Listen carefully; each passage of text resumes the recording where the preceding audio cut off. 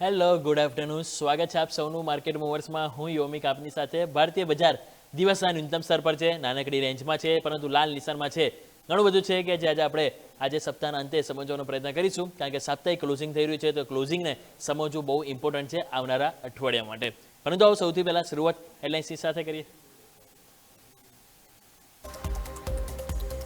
America Iran વચ્ચે તણાવ વધતા ભારતીય બજારમાં દબાણ. નિફ્ટી 150 પોઈન્ટ ઘટીને 24,600ની નજીક, તો સેન્સેક્સમાં પણ 500 પોઈન્ટના કડાકા સાથે 79,500ની નીચે કારોબાર. એક મહિનાના તળિયે આવી પહોંચી બેંક નિફ્ટી. બેંક નિફ્ટી 700 પોઈન્ટથી વધુના કડાકા સાથે 58,300ની નીચે કારોબાર. બેંક નિફ્ટીમાં 14 સ્ટોકમાંથી માત્ર 3 સ્ટોક પોઝિટિવ, તો 11 સ્ટોકમાં જોવા મળ્યો ઘટાડો.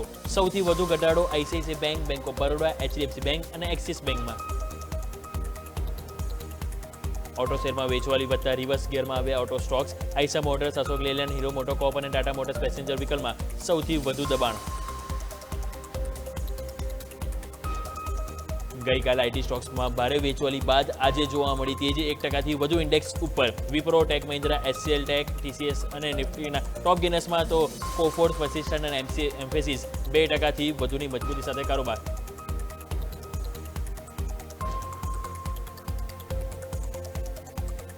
પીએસયુ બેંકોમાં જોવા મળ્યું દબાણ. ઇન્ડેક્સ 1%થી વધુના ઘટાડા સાથે કારોબાર. State Bank of India, Maharashtra Bank, Bank of Baroda, IOB અને પીએનબીમાં સૌથી વધુ દબાણ.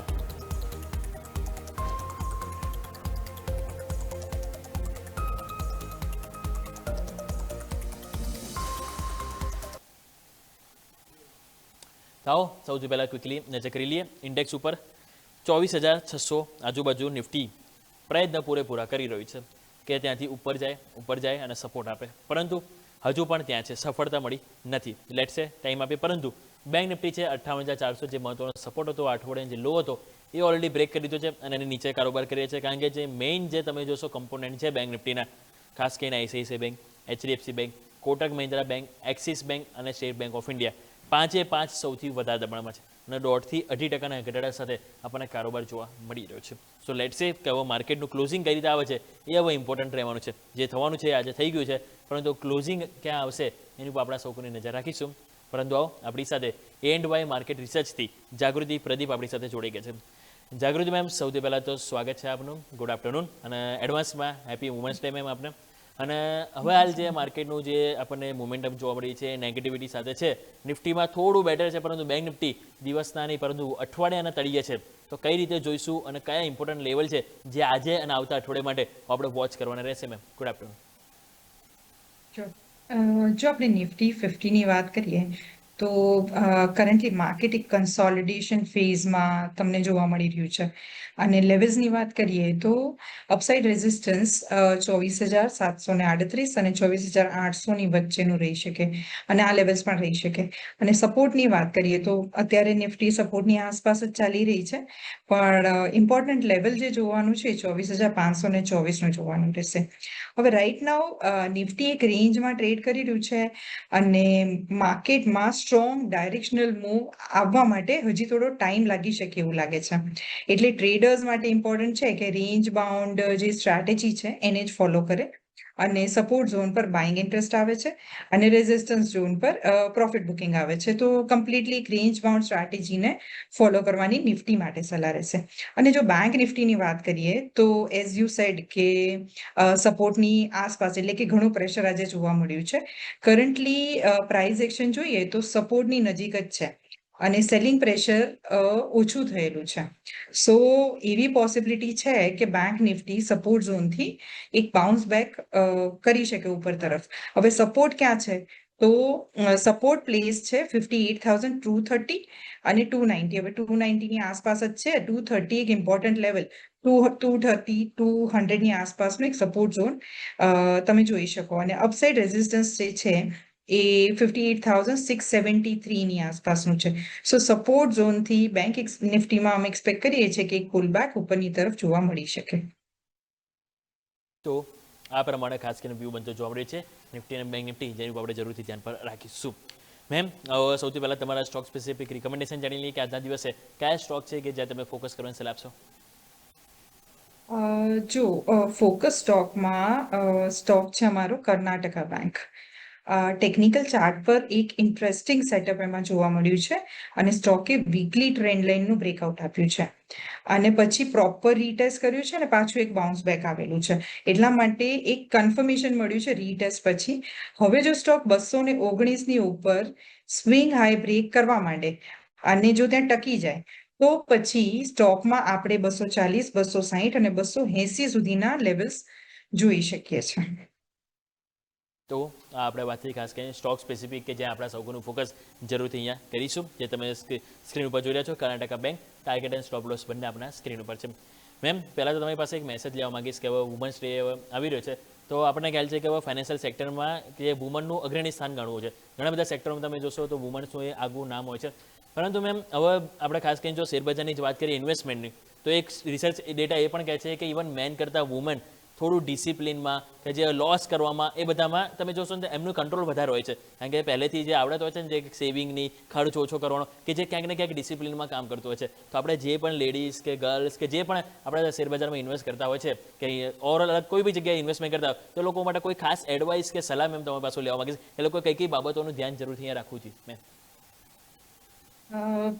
First of all, though, very happy Women's Day to our all women viewers. અને Women's Day માં સ્પેસિફિકલી જો તમારે સ્ટાર્ટ કરવું હોય તો ડિસિપ્લિન તો ડેફિનેટલી જેમ તમે કીધું એમ વિમેનમાં જોવા વધારે મળે છે compare to men, because along with work ઘરની પણ ઘણી બધી રિસ્પોન્સિબિલિટી ડિસિપ્લિન સાથે નિભાવતી હોય છે. સો ફર્સ્ટ ઓફ ઓલ તો જો કોઈએ નવું સ્ટાર્ટ કરવું હોય શેર માર્કેટમાં તો ઇન્વેસ્ટમેન્ટ પર્પઝથી first of all long term view રાખી અને માર્કેટને સમજવું જોઈએ. માર્કેટને સૌથી પહેલા તો સ્ટડી કરવું જોઈએ અને બધા જ પાસા કે ટેકનિકલ્સ છે કે ફંડામેન્ટલ્સ છે, જેમ આપણે કોઈ બી જોબ લેતા પહેલા ભણીએ છીએ એ રીતે સ્ટોક માર્કેટને પણ પ્રોપર એજ્યુકેશન લઈ અને પછી એની અંદર સ્ટાર્ટ કરવું જોઈએ. સો every woman should learn this skill, because whether you are at home or you are a housewife or you are a working woman, તો આ એક સ્કિલ છે કે જે તમને એવરગ્રીન ઇન્કમ તરીકે એક શું કહેવાય ફોકસ કરાવી શકે છે. Okay, thank you ma'am for your message. So આવો નજર કરી લઈએ ક્વિકલી હવે માર્કેટ ઉપર. તો નિફ્ટી ફરીથી ઉપલા સ્તરથી દબાણ ઉપર આવી રહ્યું છે. 24,575 જે લો હતો, 24,580 ફરીથી આવી ગયું છે. એટલે તમે જો ક્યાંક ને ક્યાંક જે 575 લેવલ આજે દિવસે 3 વખત ત્યાંથી બાઉન્સ બેક આવ્યું. હવે જોવા તૂટે છે તો ક્યાંક ને ક્યાંક 530 જે આપણે ગઈકાલનો લો હતા ત્યાં સુધી આપણને એક દબાણ આવતું જોવા મળી શકે છે. અને બેંક નિફ્ટી તમે જો હજુ ત્યાં કંટ્રોલમાં છે. 58,230 જે લો બન્યા હતા ત્યાં પણ એની નજીક જ કારોબાર જોવા મળી રહ્યો છે. સ્ટોક સ્પેસિફિક આજના દિવસે મોમેન્ટમ જો કોઈ જગ્યાએ આપણને જોવા મળ્યું હોય ખાસ કરીને નિફ્ટીમાં, તો આપણને જોવા મળશે ડિફેન્સ સ્ટોક છે, આઈટી સ્ટોક થોડા મજબૂતીમાં છે. પરંતુ રિલાયન્સ એક તમે જુઓ, આજે રિલાયન્સ 2% ઉપર છે. ઇવન જો આ 2% ઉપર ના હોત તો બેંક નિફ્ટીમાં જે ઘટાડો જોવા મળે છે એને કમ્પેરેટિવલી આજે ક્યાંક ને ક્યાંક નિફ્ટીમાં પણ પોઝિશન જોવા મળી હોત. તો મેમ સૌથી પહેલાં આપણે ત્યાંથી શરૂઆત કરીએ. રિલાયન્સમાં આજની મજબૂતી જે જોવા મળેલી છે એ શું લાગે છે કે ટેમ્પરરી છે કે પછી ક્યાંક ને ક્યાંક થોડુંક રિવર્સલની સાઇન આપી રહ્યું છે મેમ? રિલાયન્સ અત્યારે એક રેઝિસ્ટન્સ ઝોન પર છે. આજનો જે હાઈ બનાવેલો છે એ એનું એક રેઝિસ્ટન્સ ઝોન છે. હવે એ રેઝિસ્ટન્સને એને ક્રોસ કરવું બહુ જરૂરી છે for upside movement up to 1449, અને એની ઉપર પછી તમને બીજી ફર્ધર મુવમેન્ટ જોવા મળી શકે. પણ અત્યારે હાલ તો રિલાયન્સમાં નવી ખરીદી આ લેવલે નથી બનતી. જો કોઈ પોઝિટિવ મૂવ, આજે તો શું છે સ્પેસિફિક ન્યૂઝ હતા કે આપણે રશિયા જોડેથી ઓઇલ ખરીદવાની પરમિશન મળી છે, એટલે HPCL, BPCL, રિલાયન્સ, ONGC આ બધા જ સ્ટોકમાં થોડી ઘણી ઇમ્પેક્ટ જોવા મળી છે. સો આ વન ડે મુવમેન્ટ હતી. સેટરડે સન્ડે આવે છે. સો સેટરડે સન્ડેમાં જનરલી તમને જોવા મળશે કે વોરની ઇમ્પેક્ટ ઘણી જોવા મળશે. વોરના ન્યૂઝની ઇમ્પેક્ટ રહેતી હોય છે. સો અત્યારે પોઝિશન નવી નહીં લેવી જોઈએ. મંડે કઈ રીતના ડેવલપમેન્ટ્સ છે એ ચેક કરી અને પછી 1450ની ઉપર એક નવી બાઇંગ રિલાયન્સમાં બને છે. આ પ્રમાણે ખાસ કરીને વ્યૂ બનતો જોવા મળે છે રિલાયન્સ, કે જેની ઉપર આપણે ફોકસ જરૂરથી કરીશું. એમ ડિફેન્સ થીમ ઉપર હવે તમારું શું કહેવું છે? કારણ કે તમે જુઓ તો આજે બહુ સરસ પરફોર્મન્સ જોવાનું છે. ઓવરઓલ બધા ડિફેન્સ સ્ટોક, BEL છે, મઝગાંવ ડોક છે, ગાર્ડનરીચ છે, સોલન્ડેજ છે, દરેકમાં સરસ પરફોર્મન્સ જોવા મળી છે. અને ઓલરેડી ઈરાન અને US વચ્ચે અત્યારે જે પણ ચાલી રહ્યો છે તણાવ, લાગતું તો નથી કે બહુ જલ્દી કંટ્રોલમાં આવે. તો એને ધ્યાનમાં રાખતા ગ્લોબલમાં જે તણાવ વધી રહ્યો છે, વોરની સિચ્યુએશન જે હાલ જોવા મળી છે, સો એને ધ્યાનમાં લાગે છે કે ડિફેન્સમાં એઝ ઓફ નાવ અત્યારના હાલના લેવલે પણ નવું ખરીદી આપણે કરી દઈ શકાય? અને જો તમારો આન્સર હોય તો કોઈ સ્ટોક સ્પેસિફિક તમારું જે સિલેક્શન હોય તો એ પણ આપણા દર્શકોને જણાવો મેમ. હમણાં તો આપણે ડિફેન્સ સેક્ટરને ફોકસમાં રાખવું જ પડશે. આપણે ઘણી વખત આ ચેનલ પર ડિસ્કશન કરેલું જ છે. બીઈએલ એક અમારો ફેવરેટ સ્ટોક છે અને ડિફેન્સ સેક્ટરમાં યસ, એચએલ, મઝગાવ ડોક, કોચિન શિપયાર્ડ, પછી તમે બીઈએલ, આ બધા સ્ટોકને ફોકસ રાખી શકો.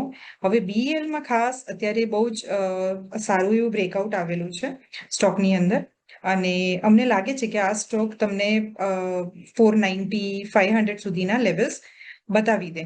બિકોઝ સ્ટોકમાં જે બ્રેકઆઉટ આવ્યું છે એ નોનસ્ટોપ ઘણા દિવસથી લાઈક 2 દિવસથી હોલ્ડ કરી રહ્યું છે. ગમે તેટલું માર્કેટ નીચે આવે તો પણ સ્ટોક લાઈક કમ્પેરેટિવલી ઘણું સારું હોલ્ડ કરી રહ્યું છે. સો બીએલ અમારી પિક રહેશે ડિફેન્સમાં. ઓકે, તો બીએલ છે કે જે પસંદગી તરીકે બની રહ્યું છે, જેની પર આપણે ફોકસ જરૂરથી કરીશું. નેક્સ્ટ, આઈટી સેક્ટર, એક દિવસ વધારો, એક દિવસ ઘટાડો. એટલે એ કહેવત જે આપણે હવે કે કભી ઉપર કભી નીચે એવું કંઈક આજે આપણને જોવા મળી રહ્યું છે. ગઈકાલે તમે જો ભારે ઘટાડા સાથે આજે ફરીથી એક મજબૂતી સાથે, તો આને શું ટેમ્પરરી સમજીને આપણે થોડું અવોઇડ કરવું જોઈએ મેમ આઈટી સેક્ટરમાં, કે પછી હવે થોડું ધીરે ધીરે એક્યુમ્યુલેટ કરવું જોઈએ સ્ટોક સ્પેસિફિક મેમ? આઈટી સેક્ટરમાં જુઓ તમે, આની પહેલા એઆઈને લઈને ઘણું બધું ડિસ્રપ્શન બધા આઈટી સ્ટોક્સમાં જોવા મળ્યું છે અને એનું પણ અત્યારે કોઈ નિરાકરણ આવેલું નથી. હવે ડેફિનેટલી આઈટીમાં બધી જ કંપનીઝ તમે જુઓ તો રિકવર કરવામાં, એટલે કે કોઈ બી આવી સિચ્યુએશન આવે તો એને લાઈક રિકવર કરી અને નવું જ પરફોર્મન્સ બતાવતી હોય છે. એટલે એઆઈ અડોપ્શન બધી આઈટી કંપનીઝ ધીરે ધીરે કરશે. સો ડેફિનેટલી આઈટીમાં any dip is a buying opportunity. જો તમને આઈટી ઇન્ડેક્સમાં અત્યારે બી તમે મને એસઆઈપી મોડ પર સારા fundamentals long large cap stocks accumulate કરવાનું સ્ટાર્ટ કરી શકો. તો ખાસ કરીને આપણે વાત આઈટી સેક્ટર કે જે આપણે ફોકસ જરૂરથી કરીશું. આવો દર્શક મિત્રો, સમય થયો છે એક નાનકડા વિરામનો. વિરામ લઈશું અને વિરામ બાદ અને જે સ્ટોક સ્પેસિફિક આજે એક્શન જોવા મળી છે, જે માર્કેટના મૂવર્સ છે, એને આપણે સમજવાનો પ્રયત્ન કરીશું એક બ્રેક બાદ.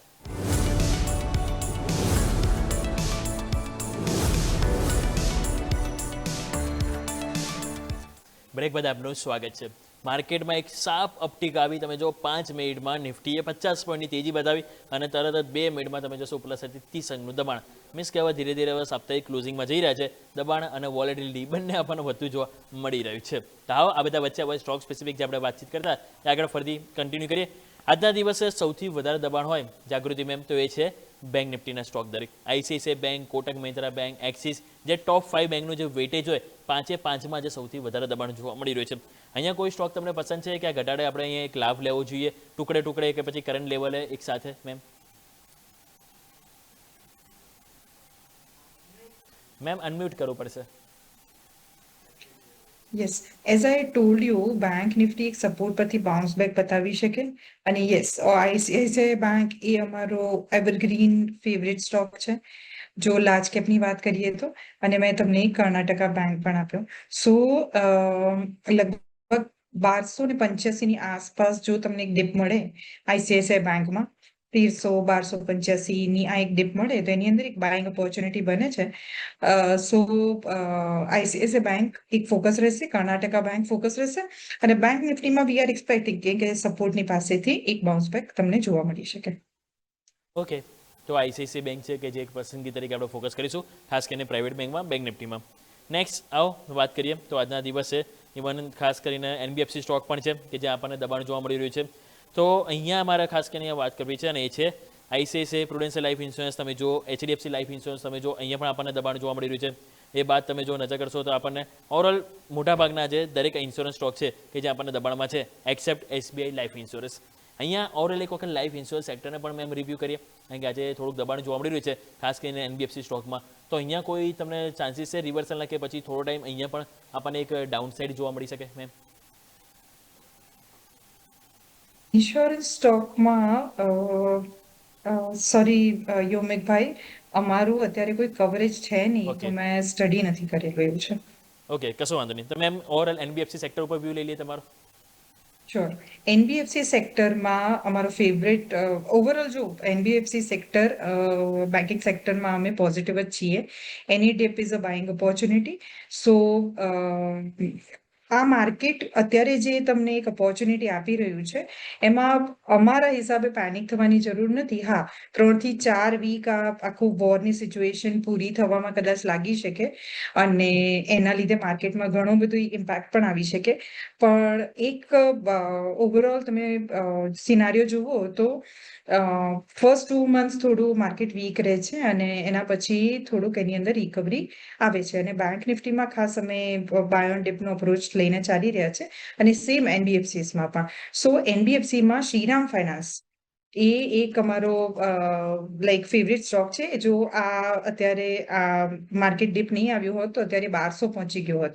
તો શ્રીરામ ફાઇનાન્સમાં એક બાઇંગ ઓપોર્ચ્યુનિટી બને છે. સ્ટોક જો તમને 1000ની આસપાસ મળે તો એની અંદર નવી એક બાઇંગ બને છે અને સ્ટોક 1200-1220 આસપાસ એક અપસાઇડ મુવમેન્ટ હજી એની અંદર પેન્ડિંગ છે. તો જેમ મેં કીધું એ પ્રમાણે ખાસ કરીને શ્રીરામ ફાઇનાન્સ છે, એનબીએફસીમાં પણ બાયોટિપનો અહીંયા આપણે રણનીતિ જરૂરથી અપનાવીશું. નેક્સ્ટ વાત કરીએ તો આપણે જોઈએ તો ફાર્મા સેક્ટર બહુ સરસ મોમેન્ટમમાં છે. આજે પણ તમે જુઓ તો થોડા 60-65% સ્ટોક છે જે ફાર્મા સેક્ટરમાં મોમેન્ટમમાં છે. બાયોકોન બહુ સરસ તેજી, ઇવન અજંતા ફાર્મા તમે જો અહીંયા પણ તેજી, સવારમાં ઇન્ટ્રાડે ગેમમાં પણ આ સ્ટોક લીધો લીલા નિશાન સાથે. ગ્લેનમાર્ક ફાર્મા છે, સન ફાર્મા છે, ઇવન લુપિન છેલ્લા કેટલાય ટાઈમથી તમે જો સરસ મજબૂતી બતાવી રહ્યું છે. વેચવાલીમાં આજે અમુક છે પ્રોફિટ બુકિંગમાં, જેમ કે ગ્લેન્ડ ફાર્મા છે, એબોટ છે, લોરસ લેબ છે, ટોન ફાર્મામાં થોડું આપણને દબાણ જોવા મળી રહ્યું છે. પરંતુ ઓવરઓલ મેમ જોઈશું તો આપણને ફાર્મા સેક્ટર છેલ્લા ઇવન એમ જ કહી શકાય કે આખું માર્ચ મહિના જ્યારથી શરૂઆત થઈ છે છેલ્લા સરસ આપણને તેજીમાં જોવા મળી રહ્યા છે. અહીંયા લાગે છે કે આ માર્ચ મહિનો હજુ પણ સારું એવું આપણને ફાર્મા સેક્ટર માટે તેજીનું ફેવર આપણને જોવા મળે મેમ. જો ફર્સ્ટ ઓફ ઓલ તો ફાર્મા એક ડિફેન્સિવ સેક્ટર છે. આખું માર્કેટ જ્યારે પરફોર્મ કરવાથી ડરતું હોય એ વખતે ફાર્મા સેક્ટર જનરલી ઉપર આવતું હોય છે. સો એ જ રીતનું અત્યારે મુવમેન્ટ જોવા મળી રહી છે. અને યસ, ફાર્મા સેક્ટરમાં અમારો વ્યૂ પોઝિટિવ છે. ઇન્ડેક્સ એની 23,900 સુધીના લેવલ્સ બતાવી શકે એમ છે. અને ખાસ કરીને એની ફાર્મા સેક્ટરમાં જો તમે સ્ટોક સ્પેસિફિક પૂછતા હો તો સન ફાર્મામાં એક બાઇંગ ઓપોર્ચ્યુનિટી બને છે. સ્ટોક શોર્ટ ટર્મમાં 1840 સુધીનો એક લેવલ બતાવી શકે છે. So pharma sector, yes, we are positive in this sector till 23,900 levels. Okay, તો આ પ્રમાણે ખાસ કરીને વ્યૂ બનતો જોવા મળે છે ફાર્મા સેક્ટર, જ્યાં ફોકસ કરીશું.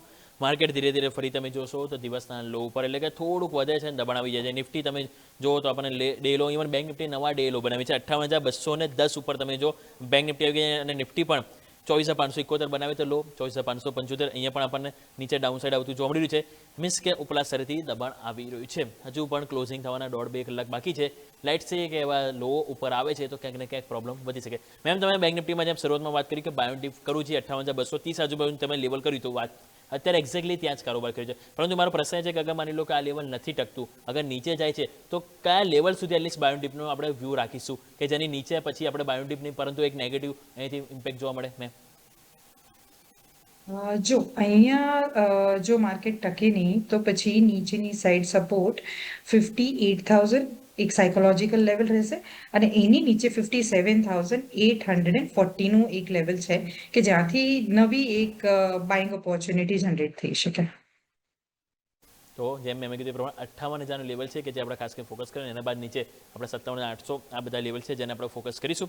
પરંતુ નિફ્ટી પણ તમે જો તો નવા ડે લો, even mid cap small cap ઉપર એક વખત નજર કરી લે તો સ્મોલ કેપ સારી મજબૂતી. આજે તમે જો આજે લીલા નિશાન ત્યાં જાળવી રાખ્યું છે. મિડ કેપ છે કે જ્યાં થોડીક મામૂલી કમજોરી આપણને અહીંયા જોવા મળી રહી છે. ઇવન ઓટો સ્ટોક્સ તમે જુઓ તો અહીંયા પણ આજે થોડું રિવર્સ ગિયર આજે આપણને જોવા મળી રહ્યું છે. એક સ્ટોક્સ ત્યાં આપણે વાત કરી લઈએ ઓટો સેક્ટરમાં કે અહીંયા પણ તમે જુઓ છેલ્લા 2-3 દિવસ દબાણ આવ્યું, ગઈકાલ તેજી આવી, ફરીથી આજે દબાણમાં જોવા મળી રહ્યા છે. ટોટલ 5 સ્ટોક મજબૂતીમાં છે. ભારત ફોર્સ, સોનાકોમ, સિનો મિન્ડા, મહિન્દ્રા મહિન્દ્રા. વેચવાલીમાં છે અશોક લેલેન્ડ. ઇવન આ સ્ટોક બહુ સરસ મોમેન્ટમાં આપણને ફેબ્રુઆરી મહિનામાં બતાવ્યું હતું. એક વખત આ સ્ટોક મેમ રિવાઇઝ કરી લઈએ. અશોક લેલેન્ડ 197 રૂપિયા આજુબાજુ છે. હમણાં પાસમાં 215 રૂપિયાના આપણને ઓલ ટાઈમ હાઈ બનતા જોવા મળી રહ્યા હતા. તો આ જે ઘટાડો આવ્યો છે એને શું બાયોટિપ તરીકે જોઈ શકાય? એક જ મિનિટ. યસ. જો અશોક લેલેન્ડની વાત કરીએ તો બહુ જ સરસ પરફોર્મન્સ એણે ખાસા વીકથી આપણને આપેલું છે. અને આઈ થિંક ફૂલ ટાર્ગેટ જે એની પેટર્ન બ્રેકઆઉટનું હતું એ આપી દીધું છે. So we should wait and watch. Retracement કરશે સ્ટોક પાછો નીચેના લેવલ સુધી તમને 180 175 સુધી આવે એના પછી એની અંદર નવી બાઇંગ ઓપોર્ચ્યુનિટી, કેમ કે તમે RSI પણ જુઓ તો ઓવરબોટ થઈ ગયેલું હતું, એટલે સ્ટોકમાં હજી પણ થોડી ડાઉનસાઇડ પેન્ડિંગ છે. 177 170ની આસપાસ આવે તો નવી એક બાઇંગ ઓપોર્ચ્યુનિટી બની શકે, પણ એ વખતે તમારે મોનિટર કરવું પડે કે કઈ કન્ડિશન છે, ઓવરબોટ છે કે પછી વોલ્યુમ કેવી રીતે સપોર્ટ કરી રહ્યું છે. ઓકે, તો 170 180નું લેવલ છે જે આપણે ફોકસ જરૂરથી કરીશું. પરંતુ જાગૃતિ મેમ, આ સાથે સમય થયો છે આપણી સાથે રજા લેવાનો, આપણા તરફથી ડિસ્ક્લેમર. આજે આપણે ઇન્ડાઇસીસ અને ઘણા બધા સ્ટોક પણ ડિસ્કશન કર્યું. જો કોઈ સ્ટોકમાં પોઝિશન લેવી હોય તો પોતાના ફાઇનાન્શિયલ એડવાઇઝરની સલાહ જરૂરથી લેવી. શોમાં આમંત્રણ આપવા માટે ખૂબ ખૂબ આભાર. જે બિલકુલ જાગૃતિ મેમ, આપનો પણ ખૂબ ખૂબ આભાર મારી સાથે જોડાવા બદલ. Thank you so much. So 24,600 આજના દિવસે મેક ઓર બ્રેક લેવલ. સવારે જ આપણે વાત કરી હતી ઓપનિંગ કેપિટલમાં, મેં તમને વાત કરી કે 24,600 કે જે આજે પરીક્ષા લેવાનું છે નિફ્ટી માટે, કંઈક એવું જોવા મળ્યું છે. પરંતુ બેંક નિફ્ટીમાં આપણે વાત કરી હતી કે જો સપોર્ટ આવે તો 58,400 આવવું જોઈએ, કારણ કે આ વીકલી લો હતો, પરંતુ એ તૂટી રહ્યો છે અને એની નીચે કારોબાર કરી રહ્યા છે. સો લેટ્સ સે કે જેમ મેં કીધું હતું કે 58,230 છે એ લેવલ ઇમ્પોર્ટન્ટ છે. 2-3 વખત તો ત્યાંથી સપોર્ટ લેવાનો પ્રયત્ન કરે છે, પરંતુ એ સફળતા ક્યારે મળશે કે જ્યારે ઉપર 400 58,500 તરફ જાય તો પછી કહેશે કે હા અહીં આપણને સફળતા મળી છે. સો 58,230 વોચ આપણે જરૂરથી કરીશું. આવો દર્શક મિત્રો, આ સાથે માર્કેટ મૂવર્સમાં સમય થયો છે રજા લેવાનો. મને યોમિકને આપશો રજા. આગળના અપડેટ્સ માટે આપ જોડાઈ રહો ન્યૂઝ કેપિટલ માર્કેટ સાથે, કારણ કે અમે છીએ નફાનું નવું સરનામું.